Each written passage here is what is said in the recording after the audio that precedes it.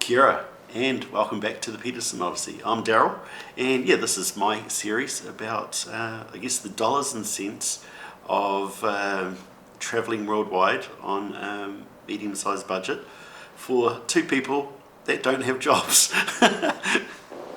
Alright, so as you can see about the title of this video, our trip in Sri Lanka that we did in the end of January this year, 2026. Right, so we organised to go on a tour of Sri Lanka for 5 days before we even left New Zealand, knowing that we had some time to do that.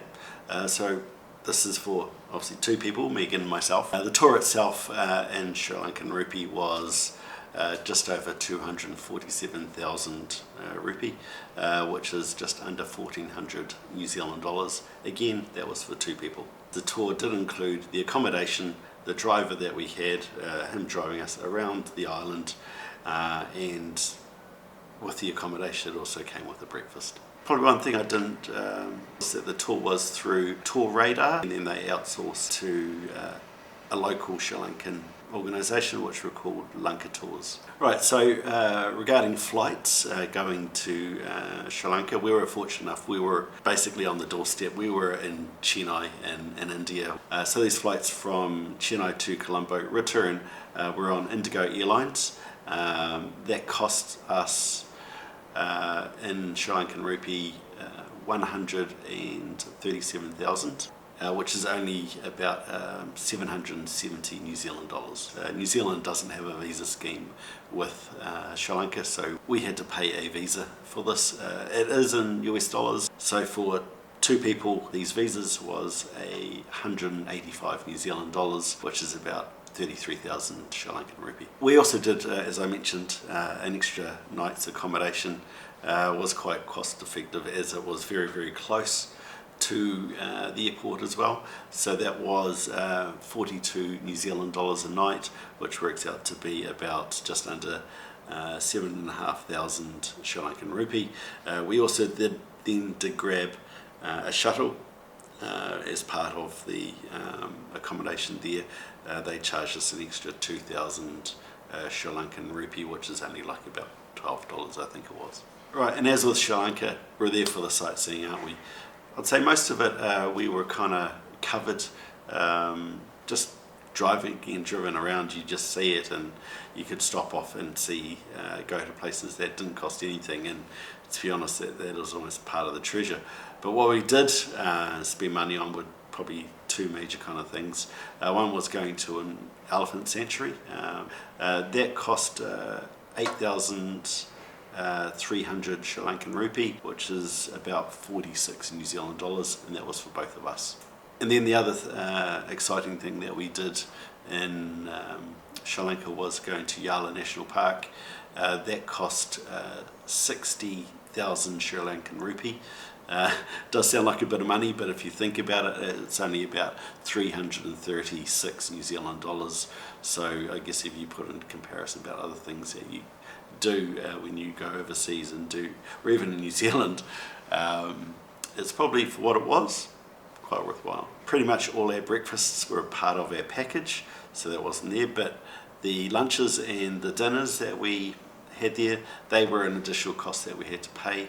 So over those 6 days, we spent 180 New Zealand dollars for those 6 nights, which is just under 32,000 Sri Lankan rupee. And of course, you can't forget those little knickknacks and little souvenirs when you go overseas. We spent a grand total of 300 Sri Lankan rupee on souvenirs, which is not much at all, because a quick calculation is just under $2. And then there's just the other things as well that we had to pay for along the way. As you expect when you're travelling, especially for a week or so, you need to go to the old laundry. Laundry in Sri Lanka was pretty affordable. One of our accommodation places did it for us when we were in Marissa Beach. And they just charged us 2,500 Sri Lankan rupee, which is only about $14. So it was good to get that hassle out of your hair. The one inconvenient one that I guess I know sometimes I'm trying to get my little bit around as well is some places work on cash. get cash near them in ATMs, and those ATM machines did charge a fee. So I think I had about 3 withdrawals of cash, and I know sometimes you actually don't even know how much cash you actually physically need. Again, having this kind of thing, hopefully we can help you with here. So we did have bank fees, which worked out to being just under 20 New Zealand dollars for those 3 transactions that I had, which is about 3,500 Sri Lankan rupee. And then of course there's the one thing that as Kiwis we just can't get our heads around, that's tips. Again, felt really kind of uncomfortable because you kind of read about that there is that expectation to tip, I guess, the drivers. One was the driver of the Jeep around the safari of Yala National Park, and of course the most important one for us was our actual driver that drove us all around Sri Lanka for those 5 days. And Sammy, you were awesome, so that was great.